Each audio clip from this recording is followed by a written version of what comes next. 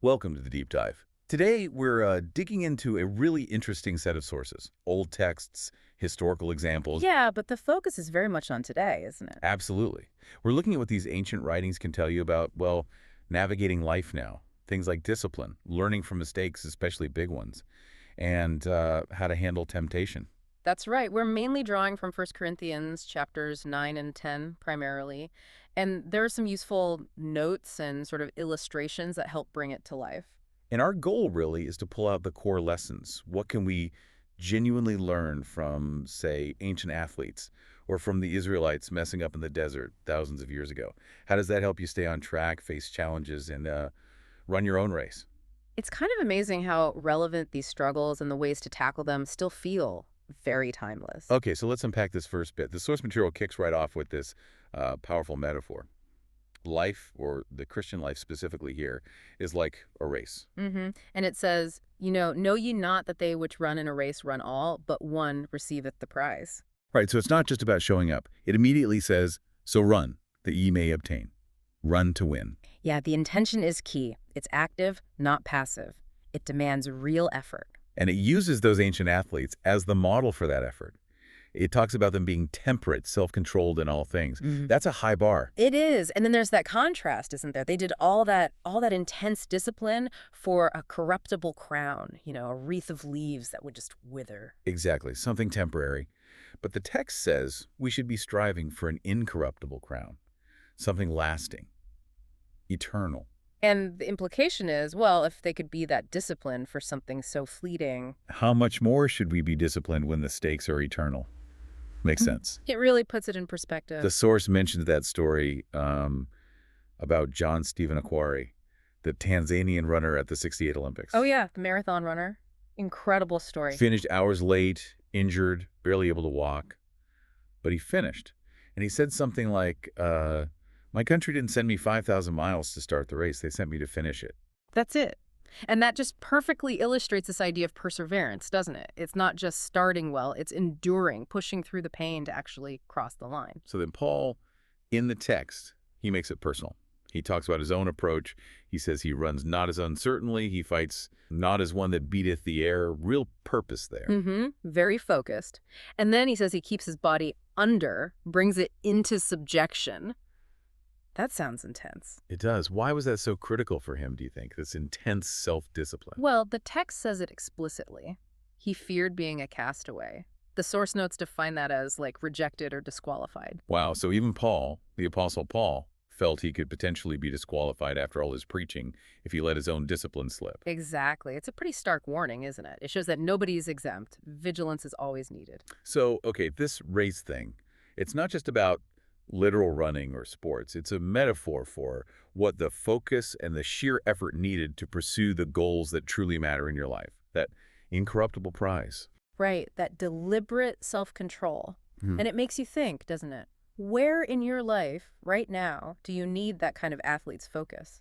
Is it managing your time, resisting certain temptations, sticking with a hard but good habit? Yeah, it really brings it home. It's about that ongoing cultivation of discipline, maybe, not just a one-off sprint. Precisely. But then the source material, it takes this pretty sharp turn. It shifts from the athlete analogy to, well, a historical lesson, a warning, really. A very powerful one. It uses the experiences of ancient Israel in the wilderness, a kind of case study in failure. Yeah, and it starts by listing all the advantages they had. I mean, unbelievable advantages. They were guided under the cloud. They passed through the sea, which the text calls a type of baptism. They had supernatural food, the manna, called spiritual meat here. They drank from that spiritual rock that followed them, and the text explicitly says that rock was Christ. So they had divine protection, divine guidance, miraculous provision.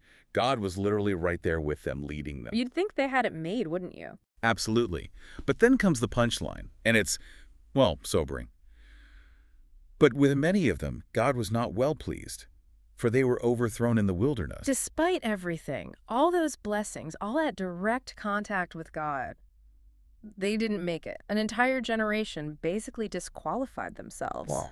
Just like Paul feared for himself. It's the same concept. Exactly. And the text is very clear why it's telling us this. It's not just a history lesson. Right. It says, now these things were our examples. It uses that Greek word tupos, meaning types or models. These things happened for us. They were recorded, it says, for our admonition, our warning. Especially, it adds, for us upon whom the ends of the world are come.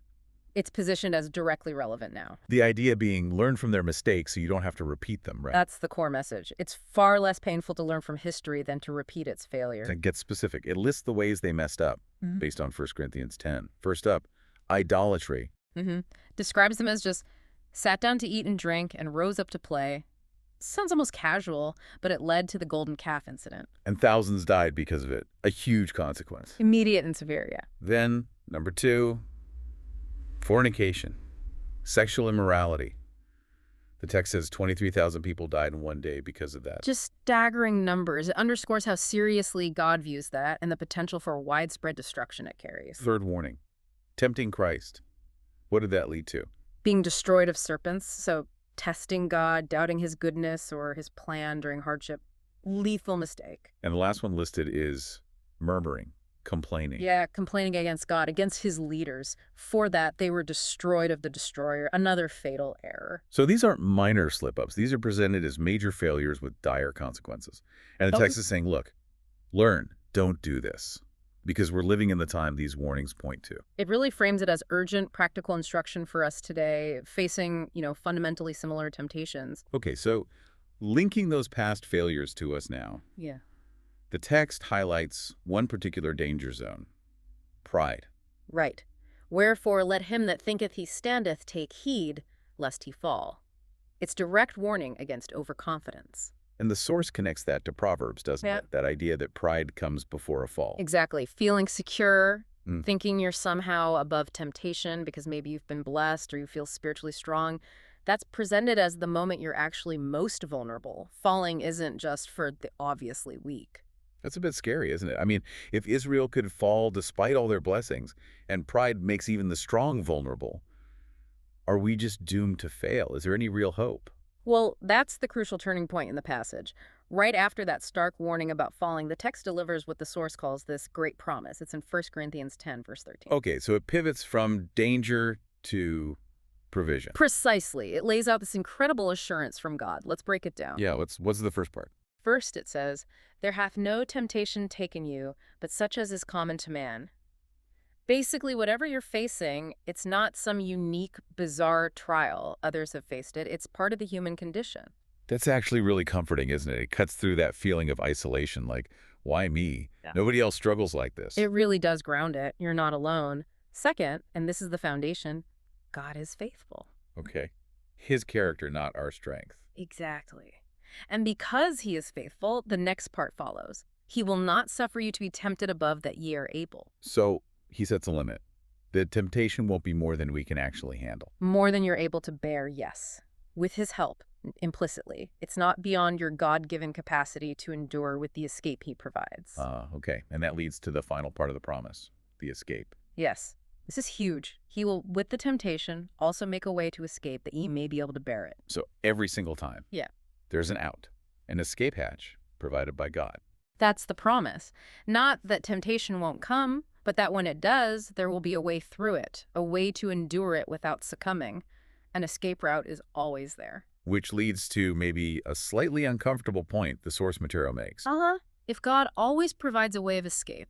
Then when we do fall, when we give in, we can't just blame the devil or our circumstances or other people, can we? According to this text, no. Falling happens because we choose not to take the escape route God made available. The responsibility ultimately lands on our choice. Oof, that's challenging. So the way out exists, but we have to, see it and then actually take it. Yeah, we need to recognize it and act. The source mentions using the sword of the Spirit, referencing scripture like Jesus did, perhaps as part of actively taking that way out. It requires engagement from us. Okay, so let's try and pull this all together. What's the big picture application here? Well, it seems layered. First, running this race of life effectively demands serious athlete-level discipline, aiming for that eternal prize. Right. Second, we absolutely need to learn from the past. Israel's failures are stark warnings, meant to save us from repeating those same mistakes and facing, well, similar consequences. Definitely. Learn from history.